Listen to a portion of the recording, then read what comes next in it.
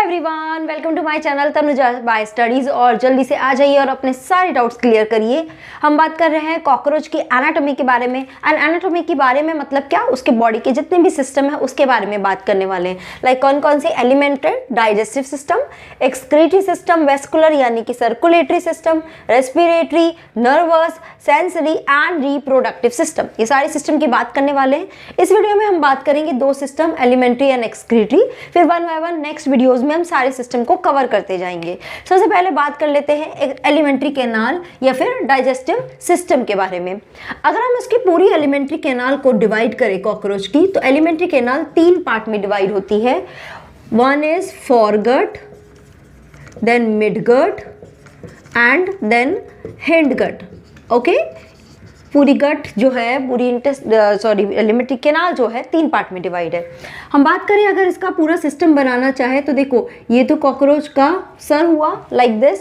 And ये ध्यान रखना, इसका जो हेड होता है वो ट्राइंगुलर एंड नीचे की तरफ होता है। आइज है जैसे डोर्सल पोजीशन पे होती है, इसलिए हमें आइज देखो ऊपर से दिखाई देगी, आइज हमें दिखाई देगी, इसका माउथ पार्ट हमें नहीं दिखाई देता। यहाँ से देखो, माउथ से, its mouth is like biting and chewing type, वहाँ से वो खाना खाता है। खाना वहाँ से खाने के बाद ये कहाँ एंटर करता है, it enter into pharynx. And pharynx में एंटर करने के बाद ये एक छोटी सी ट्यूब लाइक स्ट्रक्चर में एंटर करता है विच इज ईसोफेगस। तो दिस इज फेरिंग्स, ठीक है, and this tube like structure is oesophagus. Okay, ठीक है, and this bag like structure is called crop. This bag like structure is called crop, ठीक है। जहाँ पे क्या हुआ, जितना भी उसने खाना खाया वो सारा खाना यहाँ पे स्टोर होता है। जैसे बर्ड्स के पास भी क्रॉप होता है, ऐसे इनके पास भी क्रॉप होता है जहाँ पे ये खाने को स्टोर करके रखते हैं। यहीं पे ही 2 ग्लैंड्स प्रेजेंट होती है which is salivary gland. Salivary gland, ये ग्लैंड क्या करती है, यहाँ पे सलाइवरी अमाइलेज एंजाइम सीक्रेट करती है, जो हैंड टू हैंड यहीं से फूड का डाइजेशन शुरू हो जाता है। ठीक है, आगे चले। इसके बाद यहाँ पे आ जाता है एक छोटा सा और part which is called gizzard, which is called gizzard. ठीक है, ये गिजार्ड बहुत काम का है, ये बहुत काम का है। एंड इसमें बहुत सारी सर्कुलर मसल होती है लाइक दिस। एंड बीच में 6 काइटिनस टीथ होते हैं। क्या होते हैं? 6 काइटिनस टीथ होते हैं लाइक दिस। ठीक है, ये काइटिनस टीथ का काम क्या है? They help in grinding, they help in grinding of food. तो जितना भी फूड आ रहा है उनको पूरा क्रश आउट करने में ये हेल्प करता है। तो 6 काइटिनस टीथ एंड चारों तरफ circular muscles, very tough circular muscles होती है। सो ये जो जितना पार्ट हुआ फेरिंग्स से लेके ईसोफेगस तक, this is foregut, this is foregut. एक बात और ध्यान रखना फोरगट की, ये पूरी internally it is lined by cuticle. Okay, पूरी क्यूटिकल की इसमें लाइनिंग होती है एंड इसी की वजह से यहाँ पे कोई एब्जॉर्प्शन नहीं होता है। There is no absorption takes place, क्योंकि क्यूटिकल की लाइनिंग है तो कैसे एब्जॉर्ब होगा। ठीक है ना। यहाँ से स्टार्ट होती है क्या, इंटेस्टाइन, या आप बोल सकते हो मिडगट शुरू होती है। बट जहाँ मिडगट शुरू होती है वहाँ पे क्या प्रेजेंट होती है, करीब 6 से 8, करीब 6 से 8 यहाँ पे क्या प्रेजेंट होते हैं, हेपेटिक सीका प्रेजेंट होते हैं लाइक दिस। ठीक है, दीज आर हेपेटिक सीका, या इसको दूसरा नाम भी बोलते हैं कॉल्ड गैस्ट्रिक सीका। ठीक है, हेपेटिक या गैस्ट्रिक सीका ये क्या करती है, गैस्ट्रिक जूस सीक्रेट करती है, आप बोल सकते हो, यानी कि कुछ डाइजेस्टिव जूस सीक्रेट करती है जो हेल्प करता है डाइजेशन में। ओके, कितनी होती है, अराउंड 6 to 8 ये प्रेजेंट होती है। ध्यान रखना, आप जो यहाँ पे ये सीक्रेशन पोर करेगी तो मिड गट में क्या होगा, कंप्लीट डाइजेशन होगा, पूरा अच्छे से मतलब इसका डाइजेशन होगा एज वेल एज एब्जॉर्प्शन भी होगा। ठीक है, तो ये मिडगट आ गई। मिडगट के बाद अब थोड़ी सी मोटी आ जाती है हमारी हाइंडगट। ठीक है, this is hindgut and at last यहाँ एनस में ये ओपन हो जाता है। सो मैं यहाँ लिख देती हूँ, this is midgut and this is hindgut. Okay,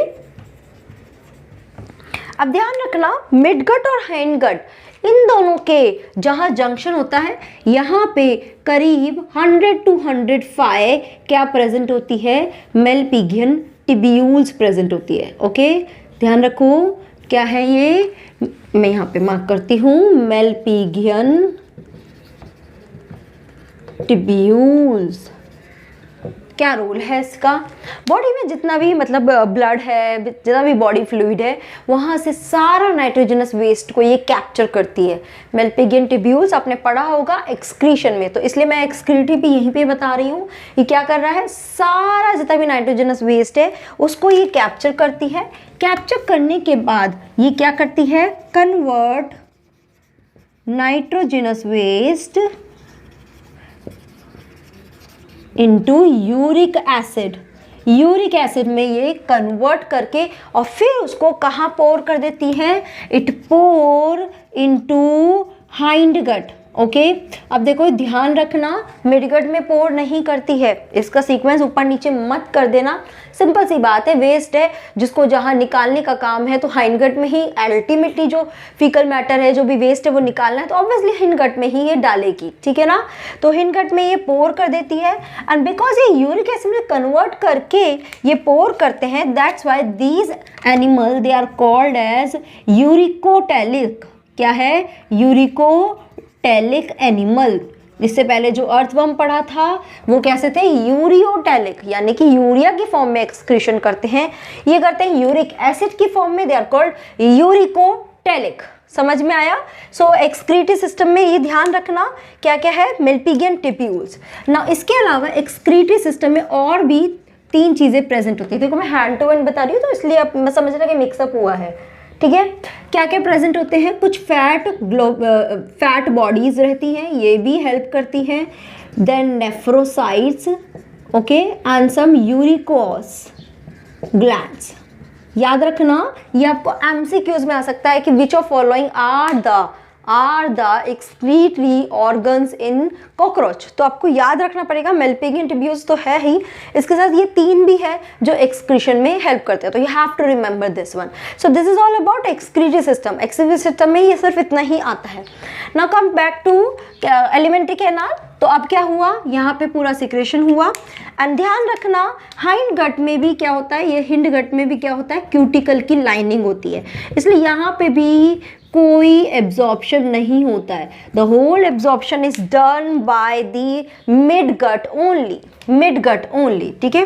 एक और चीज़ ध्यान रखना, मेलपिगियन टिब्यूल्स कितनी होती है, 100 to 150 नंबर में ये प्रेजेंट होती है एंड एट लास्ट जितना भी वेस्ट है वो एनस के थ्रू रिलीज कर दिया जाता है। दिस इज एनस, जिसके थ्रू क्या किया जाता है, इस वेस्ट को रिलीज कर दिया जाता है। सो this is all about alimentary canal. I hope आपको ये समझ में आया होगा, एलिमेंट्री कैनाल क्लियर हुआ होगा, ठीक है। ओके, सो हमने एलिमेंट्री और एक्सक्रीटरी इसी वीडियो में देख लिया है। In next video we will talk about vascular and respiratory. Till then if you have any doubt please post your query in the comment box. Wait for my next video. Okay, bye bye, take care.